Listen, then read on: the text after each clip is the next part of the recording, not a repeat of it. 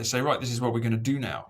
So, and that urge is always going to be there. And you're right, it's better than sitting on the sofa eating chocolate, right? So the question is always, where do you direct the urge? And that's probably, again, something we're going to battle forever. A culture like this, a machine culture, is always going to want to go to Mars. It's always going to want to colonize the universe. That's the next step. It's always going to want, this planet's never going to be good enough. Jeff Bezos was talking about this recently, and he was on about how we need to colonize the entire universe and fill it with millions of humans, and then we'll have thousands of Mozarts and everything will be better. And it's all this kind of slightly autistic vision of society, which I find a bit disturbing, but I understand it as well, especially for young guys. I've got a teenage son. He doesn't just want to sit on his bum all his life. He wants to go out and have adventures. So the question is what kind of adventure you're having, So that's the conversation that needs to be had. But you are right that bringing people together from really different backgrounds and getting them to talk to each other is a really good idea.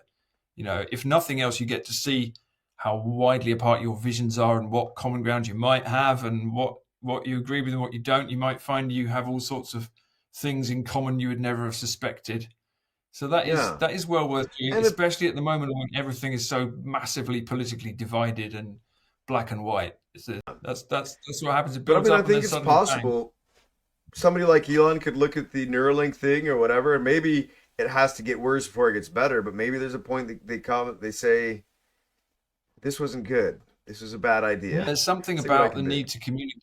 The writers have this unhealthy need to communicate, but there's also the fact that only by trying to write these things out do you get, firstly, to understand what you actually believe about them, but then also to try and explain them to other people. And then you find that you have all sorts of people reading you never expected, many of whom will be on completely the opposite side of the argument to you. But they want to Sure. know what you got to say. And I want to know what they've got to say. I want to read what these people think about the world. It's the only way that we can actually work out what the hell is going on and what might be changing and what we think and what is actually true.